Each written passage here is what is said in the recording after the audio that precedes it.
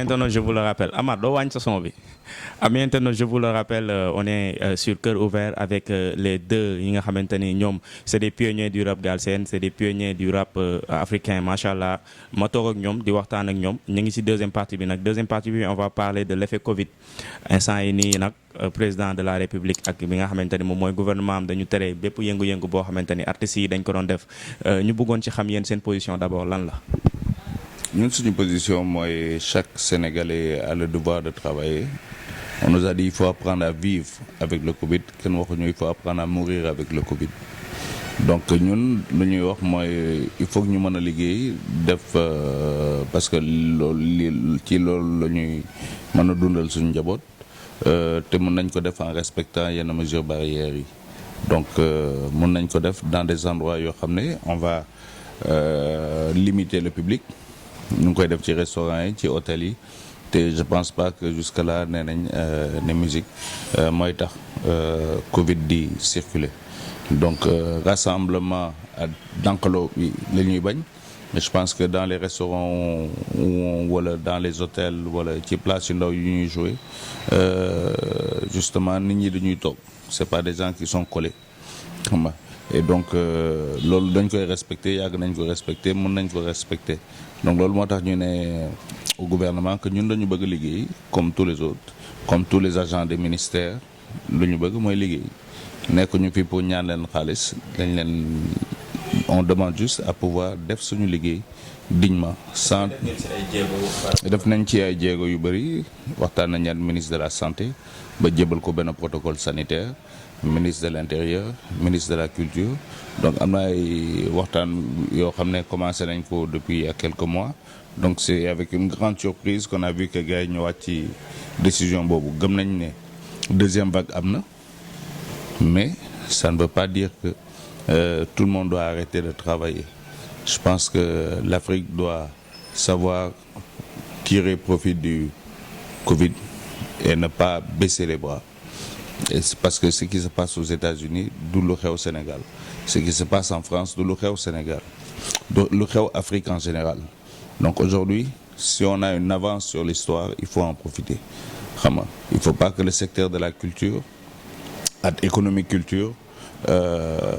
aujourd'hui que tout ça s'effondre.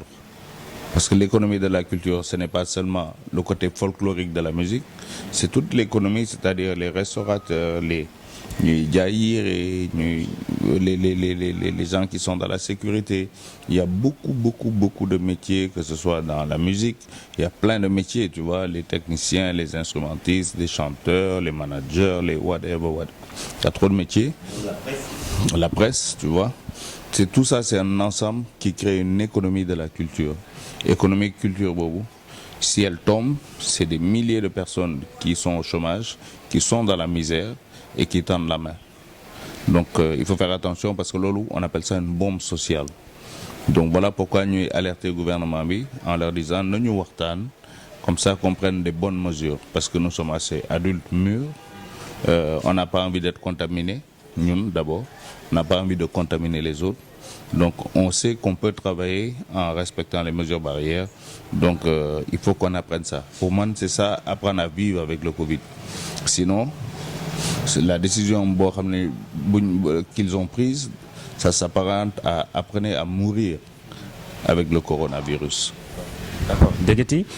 ci mois de décembre lañ daan gis artistes yi macha allah lañ daan ëpp ay programme lañ daan ëpp lu ñuy yëngu ren nga gis situation bi ni mu demee aussi yow ban position nga ci taxawee. position bi mu si taxawee mooy nekk bon kenn si ñun ñaanuloon lii parce que comme ni nga ko waxee mois de décembre bi mooy mois bi nga xamante ne pas seulement artistes yi mais beaucoup de business mais les artistes c'est vrai que c'est un mois béni pour eux parce qu'il y a beaucoup d'événements donc si la ñu mën a renflouer seen i caisse mais bon bu ñu leen ko xañee nii sous un prétexte boo xamante ne y a eu une seconde vague alors que ñun presque année bi yëpp joué wuñu donc dafay mel ni artistes yi ñooy yokk affaire bi quoi non c'est faux ce qui est faux ñu ngi ñuy coller affaire boo xam comme si nous on était fautifs de la deuxième vague ou quoi que ce soit si on était responsable de la deuxième vague plutôt c'est tout à fait faux et puis booy tere da ngay tere ñëpp nañ bàyyi affaire yi ñuy def xam nga ne way musique lii am na sax ñoo ay milieu sax yoo xamante ne gars dañ leen ne diffusion de musique waxuma la prestation artistique diffusion de musique dañ ko fay tere loolu c'est quoi ça ok donc amul sens amul bopp amul genn au moment bi ngay wax loolu yéen a ngi am ay événement di jël yeneen musiciens di leen fay ñu leen di jouer yeneen musiciens di si teg seen bët. loolu mooy lan loolu da ngeen ñu bëgg a xaajale da ngeen bëgg indi zizanie suñu biir wala quoi que ce soit heureusement que ñun on a plus de hauteur et plus de maturité pour bañ a dugg si piège boobu mais affaire kumba am ndey kumba amul ndey yooyu rafetul tey rafetul ëllëg ñun dañuy liggéey ñoom dañuy xëy ñun dañuy xëy ñoom dañuy am ay responsabilité ñun aussi ñun fitna fu mu mës a amee dañ ko xeex ñun ñoo njëkk a taxaw xeex li nga xamante ne mooy corona ba créé benn collectif bu tudd daan corona. ok donc on est au fait de la situation xam nañ bu baax nu mu demee léegi nag bu ñu jël comme bouc émissaire quoi wala di jëm woon ak ñi ngi def seen liggéey ba gis nga woy tere nañ même sax artistes yi ñu joué nii mel ni artistes yi ñoo fi indi corona indiwuñu fi corona ñoom corona nu mu fi duggee xam nañ ko ils ont des experts yoo xamante ne def nañu étude xam nañ nu mu fi duggee ok donc c'est pas à nous de payer les pots cassés. loolu alerte la boo xamante ni ñoom lancé nañ ko mais mercredi gars yi dañuy def rassemblement les acteurs de la culture est-ce que yéen di ngeen fa dem. oui bien sûr que dinañ fa teew je pense que tous les acteurs de la culture war nañ fa teew parce que c'est notre métier qui est en danger en tout cas ñun dinañ fa teew te dañuy invité aussi ñoo xam ne ils sont dans le même cas que nous xam nga des gens comme les lutteurs parce que aujourd'hui ñun on est des porte-parole pour notre société. Quand on voit que les lutteurs, quand je vois tous ces borom doole là, yoo xam ne tey ils vont faire des années blanches duñu def seen métier je me dis ñii si on leur permet pas de faire leur métier mais lii